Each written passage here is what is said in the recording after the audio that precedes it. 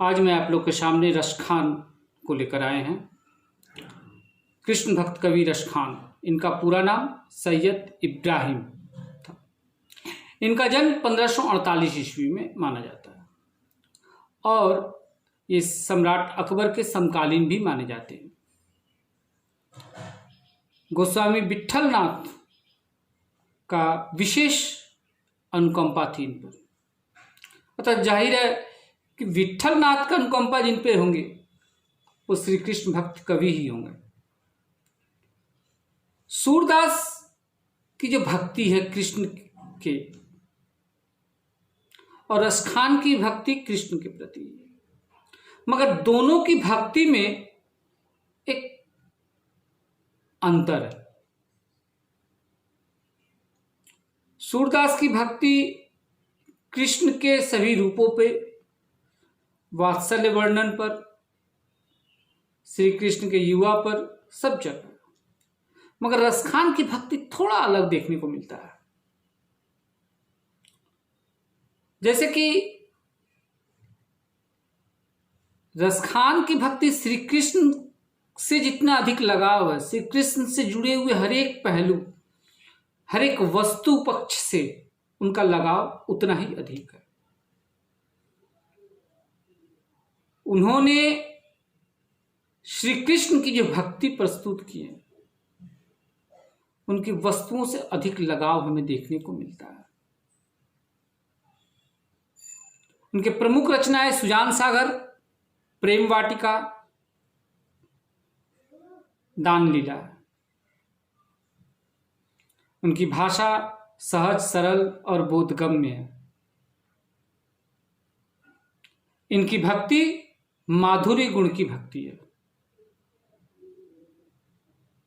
आइए अब हम लोग रसखान के सवैये को देखते हैं।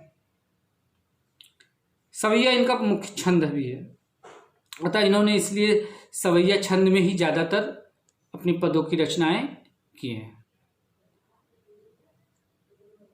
मानुष हो तो वही रसखानी, बसो ब्रज गोकुल गांव के ग्वारन।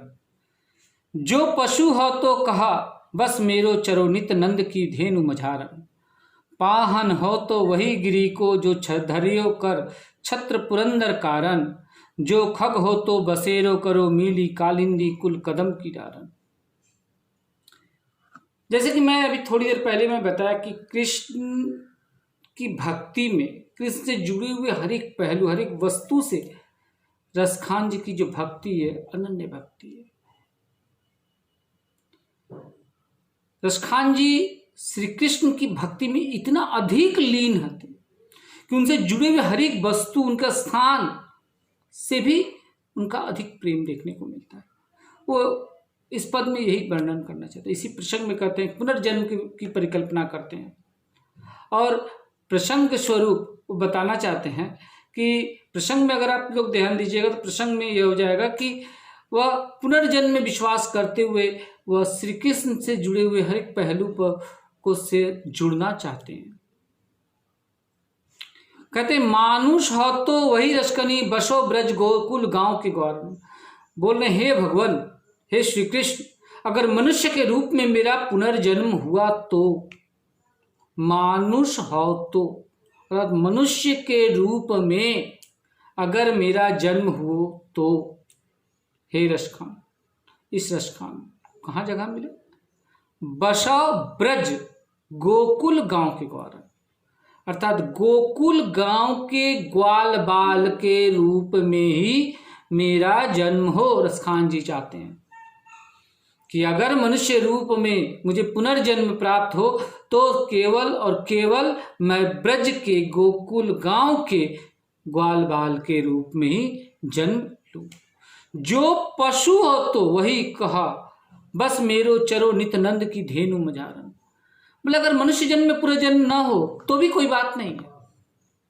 अगर मेरा जन्म पशु रूप में तो मैं चाहूंगा कि नंद बाबा के धेनु मझारन, अर्थात नंद बाबा के धेनु मझारन अर्थात नंद बाबा की जो गाय है, उन गायों के बीच चरो नित नंद, अर्थात मेरा जो चारा हो, मेरा जो भोजन हो, उन गायों के बीच में, जिन गायों को श्री कृष्ण अपने हाथों से भोजन कराया करते थे, चारा खिलाया करते थे। अर्थात श्री कृष्ण का स्पर्श पाने के लिए रसखान जी पशु रूप में भी जन्म लेना स्वीकार करते। अगली पंक्ति है, पाहन हो तो वही गिरी को जो धरियो कर छत्र पुरंदर कारण। बोले मनुष्य रूप में, पशु रूप में अगर मेरा जन्म न भी हो तो कोई बात नहीं, अगर पत्थर के रूप में मेरा जन्म हो, हे श्री कृष्ण, हे प्रभु, अगर मेरा पाहन अर्थात पत्थर के रूप में मेरा जन्म हो तो भी मुझे स्वीकार है, किंतु मैं उसी गोवर्धन पर्वत का अंश बनना चाहूंगा पत्थर के रूप में, जिसे इंद्र के प्रकोप से बचाने के लिए श्री कृष्ण ने अपनी कनिष्ठ उंगली में धारण किए थे। गोकुल गांव को छत्र के रूप में, छाते के रूप में उठाकर, अर्थात पत्थर रूप में भी उन्हें पुनर्जन्म स्वीकार है। आगे कहते हैं, जो खग हो तो बसेरो करो मिली कालिंदी कुल कदम की डाल। बोल रहे मनुष्य रूप, पशु रूप, पाहन रूप में जन्म न भी हो तो कोई बात नहीं, ठीक है। अगर पक्षी के रूप में जन्म, खग अर्थात पक्षी के रूप में मेरा यदि जन्म हो तो मेरा बसेरा अर्थात मेरा घोंसला बने कहाँ, उसी कालिंदी अर्थात यमुना नदी के तट पर, कदम के डार पर मेरा घोंसला बने, जिस कदम के डार पर बैठकर श्री कृष्ण बांसुरी बजाया करते थे। इसकी भाषा ब्रज, छंद हो गया सवैया छंद। इसका विशेष रूप में आप लिखिएगा, पुनर्जन्म की व्याख्या की है। पुनर्जन्म का इसके पहले रामचरितमानस में तुलसीदास ने पुनर्जन्म पर कहे 84 लाख योनियों में जन्म लेने के बाद एक जीवात्मा को मनुष्य का रूप या मनुष्य का रूप में पुनर्जन्म प्राप्त होता है, अर्थात इसे भी आप विशेष रूप में डाल सकते हैं। अलंकार के रूप में आप चरो नित्यानंद की धेनु मझारन को आप देख सकते हैं। इस तरह से आप लोग इसका मूल्यांकन विशेष वगैरह लिखिएगा। अगली पंक्ति चलते हैं, वाल लकुटी अरु कमरिया पर राज तिहुपुर को तजी डारो, आठाऊं सिद्धि नौ निधि को सुख नंद की गाय चराई बिसारो, रस खानी कब इन नयनन सो ब्रज के बनबाग ताड़क निहारो, कोटि किए कलधौत के धाम करिल के कुंजन ऊपर वारो। सबसे पहले मैं व्याख्या पोर्शन में जाने से पहले मैं आप लोगों को थोड़ा सा आठवां सिद्धि या नौ निधि के विषय में बता दूं। ये 8 सिद्धियां, 9 निधियां माता सीता के द्वारा हनुमान जी को प्राप्त हुआ था, और उन्होंने हनुमान जी को ये आशीर्वाद भी दिए थे कि वह अपने भक्तों को ये 8 सिद्धियां, 9 निधियां दे सकते हैं। माना जाता है कि ये 8 सिद्धियां, 9 निधियां जिनके पास होती है उन्हें जीवन में किसी प्रकार की कोई दुख, पीड़ा, कष्ट अर्थात हर एक प्रकार की सुख की प्राप्ति आसानी से हो जाती है। ये 8 सिद्धियां हैं, अणिमा, महिमा, गरिमा, लधिमा, प्राप्ति, प्राकर्म्य, ईशित्व, वशित्व, ये 8 सिद्धियां हैं। अणिमा अर्थात ये आशीर्वाद जिसे प्राप्त होता है अणिमा की, अर्थात वह अपने शरीर को एक अणु के रूप में परिवर्तित कर सकता है। एक अणु जो किसी को दिखाई नहीं देता है, वह अणु के रूप में सूक्ष्म रूप धारण कर सकता है, कोई इसे देख नहीं सकता। महिमा ठीक अणिमा का उल्टा है, अर्थात आप कह सकते हैं कि ये अणिमा का आशीर्वाद जिसे प्राप्त होता है, अणिमा की सिद्धि जिसे प्राप्त होती है, वो अपने शरीर को विशाल और सीमित मात्रा में फैला सकते हैं। गरिमा अर्थात गरिमा का शरीर के भार को असीमित कर सकता है, अर्थात भार को बहुत अधिक बढ़ा सकता है। लधिमा ठीक इसका उल्टा है, अर्थात अपने शरीर के वजन को वह इतना हल्का कर सकता है कि वह पवन से भी तेज गति से उड़ सकता है। अगला है चौथा प्राप्ति, पांचवा है प्राप्ति, अर्थात वह इतना सूक्ष्म रूप धारण कर सकता है कि कहीं भी बिना रोक टोक वह कहीं भी कहीं जा सकता है। प्राकम्य अर्थात ये किसी भी के व्यक्ति के मन की इच्छा को आसानी से प्राप्त कर सकता है। ईशित्व वह सिद्धि है। अगर ईशित्व की सिद्धि प्राप्त होता है तो उसे भगवान की उपाधि प्राप्त होती है, तत्स्वामित्व प्रदान प्राप्त होती है, अर्थात दुनिया पर वह अपना अधिकार वर्चस्व स्थापित कर सकता है। और 8वां सिद्धि है वशित्व, अर्थात आप जिसे चाहे वशीभूत कर सकते हैं। इसी प्रकार 9 निधि में ये निधि है। पहला है पर काया प्रवेश, अर्थात किसी के भी शरीर में वह आप प्रवेश कर सकते हैं। जैसे हम लोग मानते हैं कि आत्मा का प्रवेश हो जाता है, ठीक वही आत्मा जो किसी के भी शरीर में प्रवेश कर सकता है। अगर मृत व्यक्ति के भी शरीर में प्रवेश करता है तो वह जीवित हो उठता है। हादि विधा दूसरा निधि है हादि विधा। हादि विधा का जिक्र हमें प्राचीन ग्रंथों में भी प्राप्त होती है, अर्थात इस निधि को प्राप्त करने वाला व्यक्ति को कभी भूख प्यास नहीं लगती है। तीसरा है कादि विधा। इससे व्यक्ति के शरीर और मस्तिष्क पर बदलते मौसम का कोई प्रभाव नहीं पड़ता है। चौथा है वायु गमन सिद्धि। वायु गमन सिद्धि मतलब हवा में वो तैर सकता है। 5वां है मदलसा सिद्धि, अर्थात शरीर को छोटा या बड़ा कर सकता है। 6ठा है कनकधर सिद्धि, अर्थात असीमित धन की प्राप्ति, अर्थात धन उसे प्राप्त हो सकता है। प्राक्य साधना 7वां है निधि प्राक्य साधना, अर्थात किसी भी निसंतान महिला के गर्भ से जन्म ले सकता है या फिर अपने शिष्य को आशीर्वाद दे सकता है कि वो किसी भी विधवा या फिर जिस स्त्री का संतान नहीं है उसके गर्भ से वह पुनर्जन्म या जन्म लेने की शक्ति आती है इस निधि के द्वारा। सूर्य विज्ञान, सूर्य की किरणों की सहायता से कोई भी तत्व किसी अन्य तत्व में तब्दील किया जा सकता है, कर सकता है वह। और अंतिम निधि है मृत संजीवनी विधा, अर्थात इस मृत संजीवनी विधा का रचना, इस निधि का निर्माण असुरों के जो गुरु शुक्राचार्य ने किए थे, अर्थात मृत व्यक्ति को दोबारा जीवित किया जा सकता है। ये 8 सिद्धियां 9 निधियां मैंने इसे इसलिए बताया क्योंकि आगे वाले पद में हम लोग इसी पद से इसी 8 सिद्धियों 9 निधियों से जुड़े हुए इस पद को पढ़ेंगे, जहाँ पे रसखान जी श्री कृष्ण से छोटी से छोटी जुड़ी हुई वस्तुओं के प्रति उनका जो अगाध प्रेम, उनकी जो भक्ति, उनकी जो निष्ठा है वह हमें देखने को मिलती है। आइए पद में चलते हैं। वाह लकुटी अरु कमरिया पर राज तिहुपुर को तजीदारू, अर्थात रसखान जी कहते हैं कि अगर श्री कृष्ण द्वारा इस्तेमाल किया गया वह लकुटी और कमरिया अर्थात वह लाठी और कंबल अगर मुझे मिल जाए, राज तिहुपुर का अर्थात तीनों लोगों के राजपाट को मैं उस लाठी कंबल के लिए मैं न्यौछावर कर दूंगा। यहाँ रसखान जी की त्याग की भावना देखने को मिलती है, अर्थात उस लाठी और कंबल के बदले तीनों लोग, आकाश लोग, धरती लोग और पाताल लोग, तीनों लोगों के राजपाट को वह न्यौछावर करने के लिए तत्पर है। किसके लिए? उस लाठी और कंबल के लिए, जिस लाठी और कंबल को लेकर श्री कृष्ण जंगल में गायों को चराने जाया करते थे।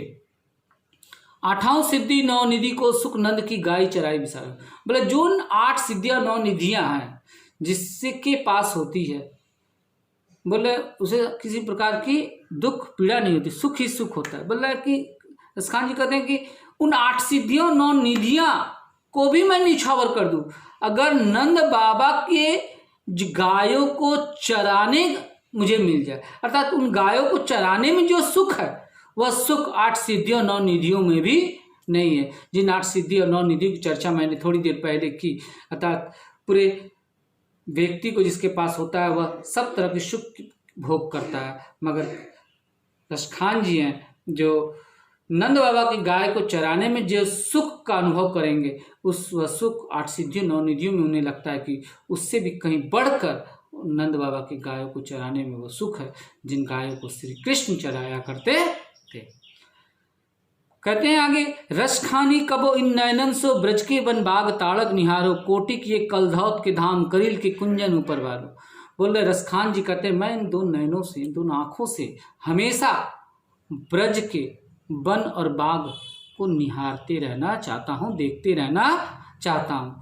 कोटि किए कलधौत के धाम, बोले करोड़ों करोड़ों कलधौत अर्थात सोने से निर्मित भवन को भी श्री कृष्ण जिस कटीली झाड़ियों में रासलीला रचाया करते थे, मैं उन कटीली झाड़ियों के ऊपर निछावर कर दूं। अगला पद है, शेष गणेश महेश दिनेश सुरेश जाहि निरंतर गावे, जाहि अनादि अनंत अखंड अछेद अभेद सुवेद बतावे। कह रहे हैं कि अगले पद में कि श्री कृष्ण की गुणगान किया गया, इनका प्रसंग है कि श्री कृष्ण का गुणगान किया गया, उनकी महिमा का। क्या कहते हैं कि श्री कृष्ण की महिमा का गुणगान इस संसार में हर एक कोई करता है। कौन? शेष अर्थात शेषनाग, गणेश अर्थात गणेश जी, महेश अर्थात शिव शंभु, दिनेश अर्थात सूर्यदेव, सुरेश जाहि निरंतर अर्थात सूर और असुर चाहे निरंतर गाते हैं, जिनकी महिमा का गुणगान करते हैं। आगे कहते हैं कि अपनी महिमा में क्या गुणगान करते हैं, जाहि अनादि अर्थात जिसका कोई आरंभ ना हो, अनंत जिसका कोई अंत ना हो, अखंड जिसे कोई खंडित न कर सके, अछेद जिन्हें कोई छेद न सके, अभेद जिन्हें कोई भेद न सके, सुवेद अर्थात उनसे अच्छा कोई वेद नहीं है। वेद नहीं है था 4 वेद होते हैं, ऋग्वेद, अथर्ववेद, सामवेद, यजुर्वेद, किंतु उन्हें सुवेद बता रहे था। कौन सा वेद?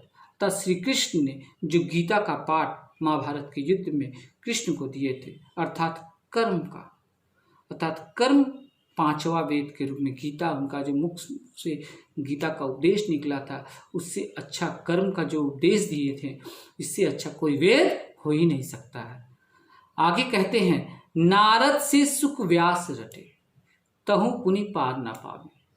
कहते हैं नारद से लेकर शुक्र और व्यास मुनि सभी दिन रात होम यज्ञ साधना करते हैं, कठिन से कठिन तपस्या करते हैं उनके दर्शन के लिए, तो पुनि पार न, फिर भी उनका दर्शन को प्राप्त नहीं कर पाते। वहीं ताही अहिर की छो हरिया, छछिया भरी छाछ पे नाच नचावे।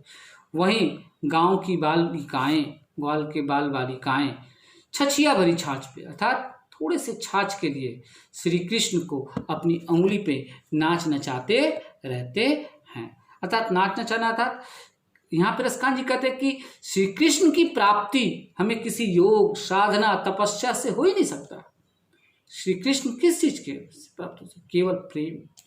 अर्थात नारद शुक्र व्यास मुनि तपस्या करते हैं, ज्ञान के माध्यम से, योग साधना के माध्यम से श्री कृष्ण को प्राप्त करना चाहते हैं, मगर श्री कृष्ण योग साधना और ज्ञान से प्राप्त कदापि नहीं हो सकते हैं। वह केवल और केवल प्रेम से ही प्राप्त कर सकते हैं, और इस प्रेम की परिभाषा ग्वाल बालिकाओं से बढ़कर और अच्छा कौन हो सकता है, यह यहाँ दिखाया है। आगे ये 3 पद वेस्ट बंगाल बोर्ड के लिए भी था, 12th क्लास के लिए। आगे जो मैं CBCS कलकत्ता यूनिवर्सिटी ग्रेजुएशन के लिए है, मैं उसके ऊपर नज़र रखता हूँ।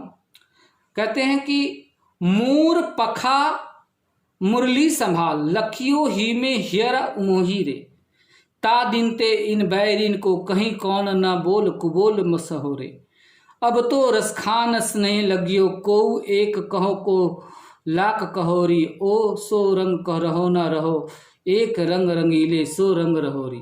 अर्थात इस पद में श्री कृष्ण जी रसखान जी श्री कृष्ण ने जो सर पे अपने मोर पखा सजाते हैं, उस प्रसंग में कहते हैं कि मोर पखा मुरली संभाल।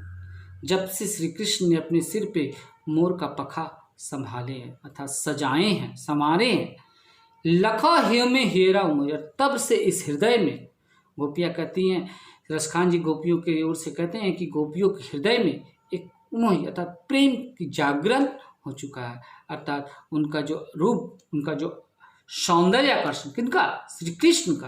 अर्थात मोर पखा सजते ही उनका जो आकर्षण है, उनका जो रूप है, और भी खिल उठा है। तादिन ते इन बैरिन को कही कौन ना बोल कुबोल सहोरी। मतलब जिस दिन से गोपियां या राधा श्री कृष्ण के सिर पे वह मोर पखा देखते हैं, सजते समरते हैं, तो उनका हृदय अर्थात उन गोपियों को, उन राधिका का हृदय पर वश नहीं रहता है। और उस दिन से वह मोर पखा या फिर कह सकते हैं कि समाज उसके लिए बैरी हो गया था, शत्रु जैसा हो गया है, क्योंकि हृदय पर वश नहीं है गोपियों का या राधा के स्वयं के हृदय पर वश नहीं रहने के कारण कहीं कौन न बोल कबूल सहोरी, अर्थात गांव के लोग उसकी निंदा करते हैं उन्हें तरह तरह के बोलते हैं, शब्दों से बोलकर, अर्थात राधिका को या फिर गांव की ग्वाल बालिकाओं को तरह तरह की बातें सुनने को मिलती है, अर्थात लांछना लगाया जाता है। फिर गोपियाँ कहती है कि अब तो रसखान स्नेह लगियो, अर्थात गोपियाँ कहती है कि अब श्री कृष्ण स्नेह हो गया, प्रेम हो गया। गोपियाँ कहती है कि अब तो श्री कृष्ण से हमें प्रेम हो गया, अब तो रसखान स्नेह लगियो, अर्थात रसखान जी से अर्थात कृष्ण से गोपियाँ कहती हैं कि कृष्ण से अब तो हमें स्नेह हो गया, प्रेम हो गया।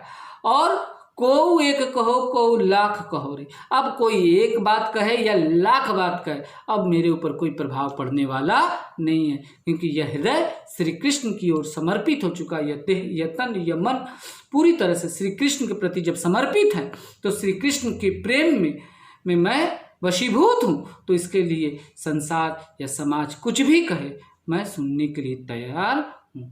और सो रंग रहो न रहो, एक रंग रंगीले सो रंग रहो रे, बोला अब कोई रंग मेरे ऊपर रहे या न रहे, किंतु श्री कृष्ण के प्रेम का रंग, श्री कृष्ण के भक्ति का रंग जो मेरे ऊपर रह गया, चढ़ गया, वह कभी उतरेगा नहीं, अर्थात यह रंग हमेशा के लिए हमारे ऊपर अवश्य रहेगा। अगले पद में चलते हैं। अगले पद में कहते हैं रसखान जी फागुन के महीने का जिक्र करते हैं। फागुन का महीना अर्थात होली का पर्व, धूम मच जाता है चारों तरफ, रंग गुलाल अबीर से। आइए ब्रज में होली का क्या रंग छाया है, रसखान के पद में हम देखते हैं। फागुन लगियों सखी जब ते, सखी सखी से कहते हैं, हे सखी जब से फागुन लगा तब ते ब्रजमंडल धूम मचियो, तब से इस पूरे ब्रजमंडल में, पूरे गोकुल में मानो एक धूम समझ गया, अर्थात खुशियों की लहर दौड़ गई है। होली के रंगों का जो लहर है वह दौड़ गई। वास्तविक से होली के रंग के नहीं, आगे देखिए, नारी नवेली बचे नहीं एक विशेष, यह सब प्रेम अच्छियों हैं। क्यों भाई? बोले कोई भी नारी, चाहे वो नई हो या पुरानी हो, कोई भी बच नहीं पाया। किससे भाई? विशेष यह सब प्रेम अच्छे, सबके प्रेम के रंग, अर्थात श्री कृष्ण के प्रेम का रंग सबके ऊपर ऐसा छाया, कोई भी नारी चाहे वो नवेली है, नई है या पुरानी है, अर्थात सब पे श्री कृष्ण के प्रेम का रंग छा गया है। सांझ सकेरे कही रसखान सुरंग गुलाल ले खेल रचे, होता है क्योंकि सुबह से लेकर शाम तक श्री कृष्ण रंग गुलाल लेकर अपनी रास लीला रचाए हुए हैं, और उस रास लीला में हर एक गोपियां, चाहे वह नवेली हो या पुरानी हो, सभी मदमस्त होकर रंग खेलती हुए नजर आते हैं। को सजनी नीलजी न भई अरु कौन भटू जिहि मान बच्चे, अर्थात कोई भी सजनी या कोई भी स्त्री या कोई भी ग्वाल बालिका उस प्रेम के रंग से बच नहीं पाए। अरु कौन भटू जिहि मन बच्चियों, अर्थात कौन ऐसा है जो उस रंग श्री कृष्ण के प्रेम के रंग से बचना चाहे। हर एक कोई श्री कृष्ण के इस प्रेम के रंग में रंग जाने के लिए तत्पर है और तैयार है। आगे के पद में हम जल्दी चर्चा करते हैं। आगे के पद में चर्चा करते हुए रसखान जी कहते हैं क्या और किस संदर्भ में बताना चाहते हैं, आइए देखते हैं। कहते हैं कंचन मंदिर ऊंची बनाई के, कंचन मंदिर ऊंची बनाई के, मानिक लाई सदा झलके। अर्थात बहुत साधारण शब्द में कहते हैं कि लोगों ने क्या किया, सोने से बड़ा मंदिर बनाया और उस पर मणियों से सजा दिया। मणि झलक रहे, चमक रहे हैं। प्रातः ही सगरी नगरी नग मोतीन ही के तुलिन तलय। और सुबह सुबह पूरा का पूरा नगर, पूरा का पूरा गांव, जिन्हें श्री कृष्ण के प्रति लगाव है, प्रेम है, वे सभी उस मंदिर के दर्शन के लिए निकल पड़ते हैं, उनके दर्शन के लिए। रसखान जी कहते हैं कि यद्यपि दीन प्रजान प्रजापति के प्रभुता मधवा ललाय चते। रसखान जी क्या कहते हैं, किंतु श्री कृष्ण कौन है, दीन प्रजापति, अर्थात सामान्य लोगों के हृदय में निवास करने वाले हैं। दीन प्रजापति के ईश्वर है, दीन प्रजापति के प्रभु है, जो जिस प्रभुता, अर्थात जिस प्रभुता को देखने के लिए दीन प्रजापति ललायत होकर उस मंदिर की ओर प्रस्थान करते हैं। रसखान जी कहते हैं कि सारे के सारे लोग जहाँ मंदिर की ओर जा रहे हैं, श्री कृष्ण कहते ऐसे भय तो कहाँ रसखाने, जो संवारे गंवारे सनेह सो नेह न लियत। बोले दीन के प्रजापति रसखान जी कहते हैं ऐसे कृष्ण जो गरीबों के ईश्वर माने जाते हैं, वो तो उनका प्रेम लेने के लिए ललायत रहेंगे ही। आगे के पद में श्री कृष्ण के रूप सौंदर्य का वर्णन यहाँ रसखान जी प्रस्तुत करते हैं। कहते हैं कि सोहत है चंदवा सिर, बड़ा सोह रहा था, बड़ा सुंदर लग रहा है। किस क्या, चंदवा सिर मोर को, अर्थात मोर पखा का जो मुकुट श्री कृष्ण अपने सिर पर धारण किए वो बहुत ही शोभता है, बहुत ही सुंदर प्रतीत होता है। तैसी सुंदर पाग कसी है, उतने ही सुंदर उनकी पगड़ी कसा हुआ है सिर के ऊपर।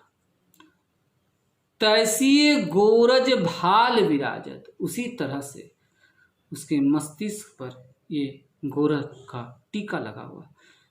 अक्षत दाने, दही, क्या कहते हैं, अब सिंदूर और अक्षत, सिंदूर और दही का जो मिलाकर जो टीका लगाते उसे गोरख, जो श्री कृष्ण के ललाट पे चमक रहा था, शोभायमान हो रहा था, उसकी सुंदरता को और बढ़ा रहा था। तैसी ही बनमाल लसी, और उसी प्रकार से फूलों का जो हार उसके हृदय पर, उसके गले पे लटक रहा था। ये सब मिलकर, अर्थात सर के ऊपर मुकुट, कसा हुआ पगड़ी, माथे पे गोरख का टीका और हृदय पर फूलों का माला, उसकी सुंदरता को इतना अधिक बढ़ा दिया था कि गोपियों का जो हृदय है, गोपियों का जो मन है, वह इस सौंदर्य को देखकर अपना हृदय, अपनी आंखें मूंद लेती है। रसखानी बिलोकत बौरी भई, दीर्घ मूंदी के ग्वाली पुकारी हंसी। अर्थात इस सौंदर्य को देखकर शर्मा कर सारी गोपियां अपनी आंखें बंद कर लेती है। क्यों? क्योंकि श्री कृष्ण के सौंदर्य के सामने इन सारी नायिकाओं की जो सौंदर्य है वो फीका पड़ गया। और श्री कृष्ण के सौंदर्य को देखते हुए सभी आंखें अपनी बंद कर लेते हैं। क्यों? खोली री घूंघट, फिर धीरे से अपना घूंघट को खोलती है। वह मूर्ति नयनन माज बसी है, और वो श्री कृष्ण की जो मूरत, वह सुंदर मूरत, वो मनभावन मूरत जो उन गोपियों की आंखों में बसी है, उसका दर्शन वो आंखें बंद करके करती। आइए अगला पद देखते हैं। कान्हा यहाँ पे इस प्रसंग में श्री कृष्ण का जो प्रेम बांसुरी के प्रति है। श्री कृष्ण जब वो अपनी बांसुरी बजाते थे तो माना जाता था कि वह सब शुद्ध बुद्ध अपनी खो देते थे, सब कुछ भूल कर बांसुरी बजाया करते थे। और जब सब कुछ भूल जाते थे तो गोपियों को ईर्ष्या होती थी उस बांसुरी से। क्यों? क्योंकि गोपियों को भी वो भूल जाते थे श्री कृष्ण। तो गोपियां ये शिकायत करती, किससे करती है? गांव वालों से, अपनी सखी से कहती हैं, कान्हा भय बस बांसुरी के, कान्हा बांसुरी के वश में चले गए, अब उन पर कोई अधिकार नहीं रहा, क्योंकि बांसुरी के मोह में श्री कृष्ण फंस गए, बांसुरी के वश में श्री कृष्ण आ गए हैं। अब कौन सखी हमको चाहिए? अब हे सखी, राधा कहती है कि हे सखी, अब मुझे चाहने वाला कोई नहीं है, क्योंकि श्री कृष्ण बांसुरी के धुन में खो जाते हैं, श्री कृष्ण बांसुरी के वश में हो गए, तो फिर अब मुझे चाहने वाला कौन है? राधा यहाँ कहती है अपनी सखी से कि अब मुझे चाहने वाला कोई नहीं रहा।